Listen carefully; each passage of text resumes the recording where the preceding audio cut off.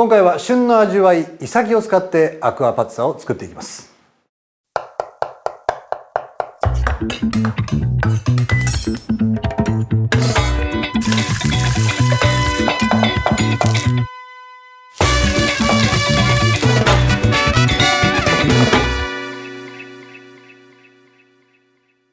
まずイサキは鍋に入れオリーブオイルで焼いていきます。そこにニンニク、アサリ、タイム、塩コショウ、バター、白ワイン、水を加え蓋をし弱火で約15分ほど蒸していきます。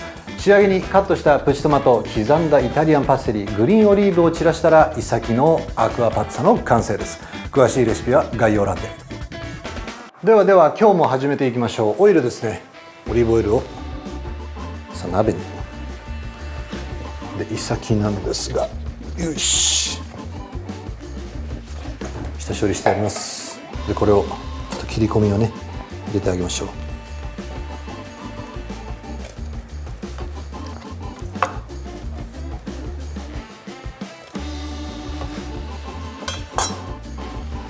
し、OK。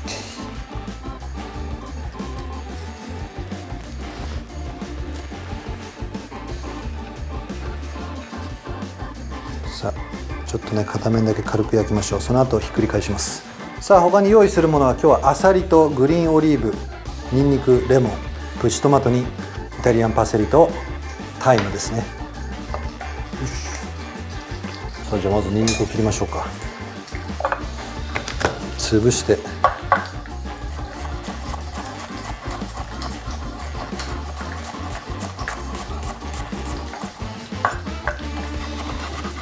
粗みじんに刻んでいくと。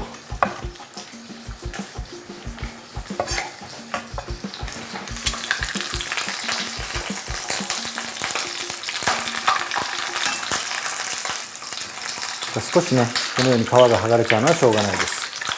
さあでは向きを変えてあげて、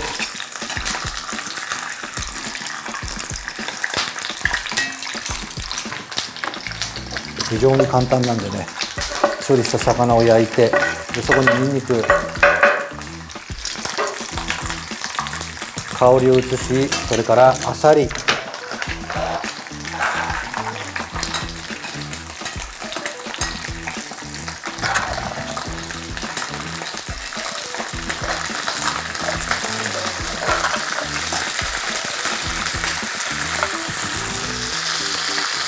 バターを入れましょうか。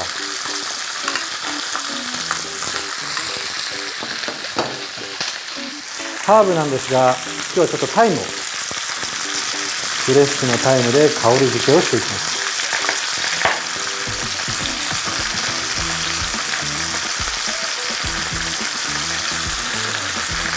これぐらいでいいでしょう。でそこに塩と胡椒、さあ白ワインです。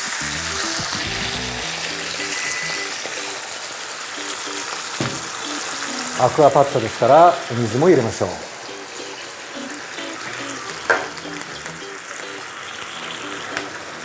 いい感じだな。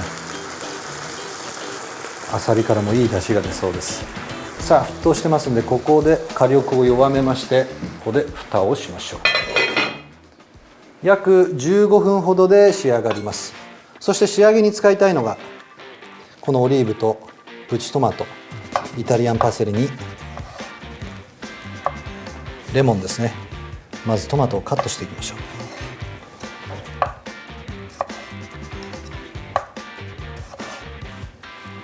う。できるだけ程よくねフレッシュ感を残したいので、プチトマトは仕上げに入れていきます。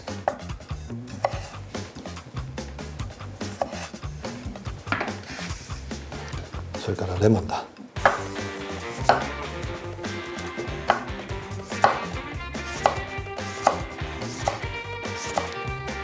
もう簡単にスライス。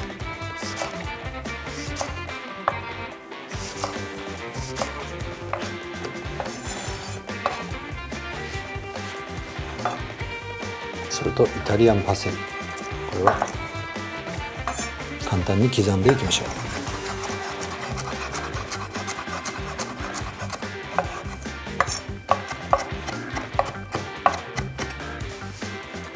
さあ、あとはふっくらと仕上がるのを待つだけです。ちょっと待ちましょう。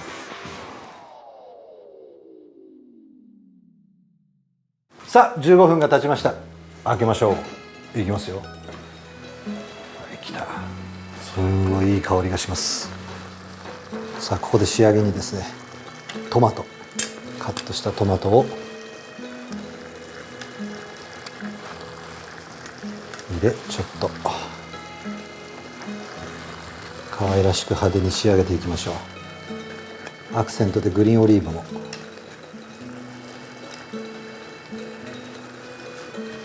そしてここで火を止めて、スライスしたレモン、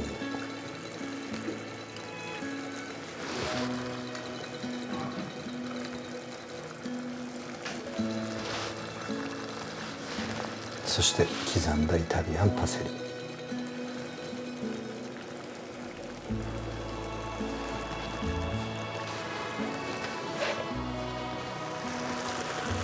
よし、完成だ。ちょっとこれこそバゲットと白ワインとか欲しくなりますね。美味しそうです。さあ、完成しました。イサキのアクアパッツァの完成です。良い一日を。